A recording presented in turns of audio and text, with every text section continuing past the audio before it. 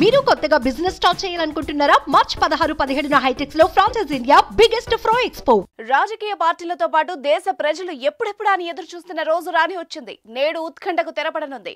మధ్యాహ్నం 3 గంటలకు కేంద్ర ఎన్నికల సంఘం షెడ్యూల్ విడుదల చేయనుంది. లోక్సభ ఎన్నికలతో పాటు ఆంధ్రప్రదేశ్, ఒడిశా, అరుణాచల్ ప్రదేశ్, సిక్కిం రాష్ట్రాల అసెంబ్లీ ఎన్నికల షెడ్యూల్ ప్రకటించనుంది. మీడియా సమావేశం ఏర్పాటు చేసి ఎన్నికల షెడ్యూల్ విడుదల చేయనుంది ఈసీ. ఎన్నికల తేదీలు, ఓట్ల లెక్కింపు, ఏ రాష్ట్రాల్లో ఎప్పుడు ఎన్నికలు, ఎన్ని విడతల్లో పోలింగ్ చేయాలి, నామినేషన్ల ప్రక్రియ ఎప్పుడు ఉంటుంది, మొత్తం ఓటర్లు ఎంతమంది, పోలింగ్ ఏర్పాట్లు, సిబ్బంది వివరాలని అధికారులు వెల్లడిస్తారు. ఇక ఎన్నికల షెడ్యూల్ విడుదల కాగానే ఆయా రాష్ట్రాల్లో ఎన్నికల కోడ్ అమల్లోకి రానుంది.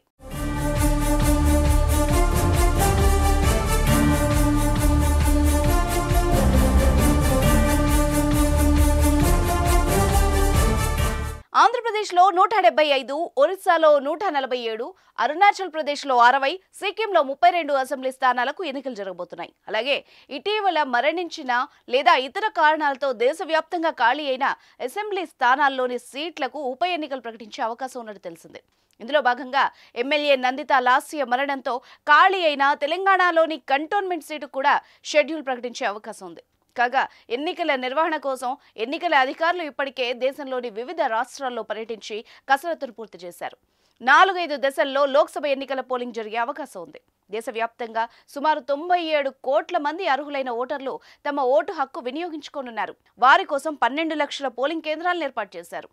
ఆంధ్ర, అరుణాచల్, సిక్కిం అసెంబ్లీలకు ఒకే దశలో ఎన్నికలు జరుగుతాయని సమాచారం. నక్సల్స్ ప్రభావం కారణంగా ఒడిశాలో గత ఎన్నికల మాదిరిగా 4 దశల్లో జరిగే వీలుంది. ఏపీలో ఎన్నికలు మొదటి విడతలో జరుగుతాయా లేదా రెండో విడతలో జరుగుతాయా అనే ఉత్కంఠ నెలకొంది. అయితే ఆంధ్ర, తెలంగాణలో ఏప్రిల్ నెలాఖరులో పోలింగ్ జరిగే అవకాశం ఉన్నట్టు తెలుస్తోంది. ఇప్పటికీ గత ఎన్నికల కంటే 5 రోజులు షెడ్యూల్ విడుదల కావడం ఆలస్యమైంది. లోక్సభ ఎన్నికలతో పాటు 3 రాష్ట్రాల ఎన్నికలకు సంబంధించి షెడ్యూల్ విడుదల కావాల్సి ఉంది. కానీ కేంద్ర ఎన్నికల కమిషనర్ అరుణ్ గోయల్ అకస్మాత్తుగా రాజీనామా చేయడంతో కాస్త ఆలస్యమైంది. ఇక కొత్త కమిషనర్ల ఎంపిక పూర్తి కావడంతో కాసేపట్లోనే ప్రకటన వచ్చే అవకాశం ఉంది.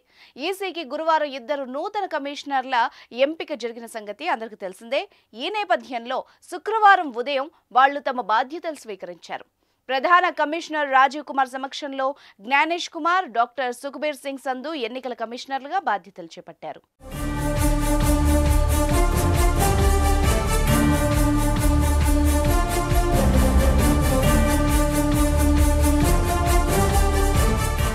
సుమన్ టీవీలో మీ పర్సనల్ అండ్ బిజినెస్ ప్రమోషన్స్ కోసం కింది నెంబర్కి కాంటాక్ట్ చేయండి.